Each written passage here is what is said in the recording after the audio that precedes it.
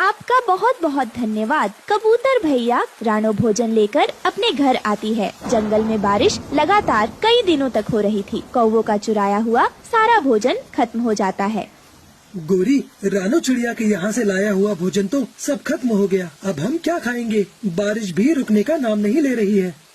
कालू जी, वो चिड़िया तो अब अपने घर में मुझे घुसने नहीं देगी। मैं कबूतर के यहाँ जाती हूँ। इस बार मुझे बड़ा वाला झूठ बोलना पड़ेगा, तभी वो कबूतर मुझे अपने घर में आने देगा। ठीक कहा तुमने गोरी, मैंने देखा था उस कबूतर के घर में बहुत सारा अनाज पड़ा हुआ है। चलो हम दोनों चलते हैं और कोई नया बहाना बनाते हैं। कबूतर भाई, अरे ओ कबूतर भाई, दरवाजा खोलो, मेरे घर में पानी भर गया है, मुझे अपने घर के अंदर ले लो। चोर कौवे, भागो यहाँ से, मुझे सब पता है, तुम अब मेरे घर से अनाज चुराने आए हो।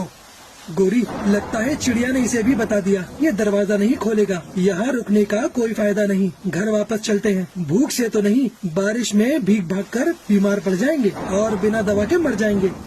गोरी और कालू कौवा किसी तरह घर पहुँचते हैं। कालू, घर का दरवाजा तो बंद है, शायद कोई अंदर है।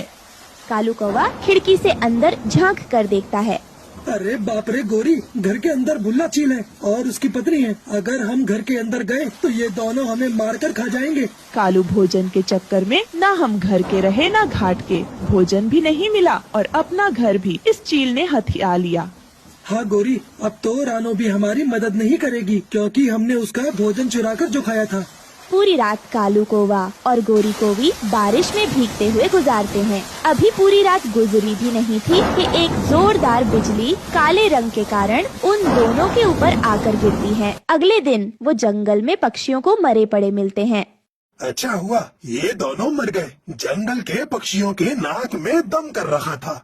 लेकिन रानो की आंखों में आंसू थे, क्योंकि वो किसी का बुरा नहीं चाहती थी। उसे दुख था कि उनके जंगल के दो पक्षी अब इस दुनिया में नहीं रहे। वो उन दोनों को मिट्टी में दबाकर अपने घर चली आती हैं। कालू कौवा और गोरी कौवी को उनके बुरे कर्मों की सजा मिल गई थी। जंगल के पक्षी खुशी खुशी रहने लगते हैं।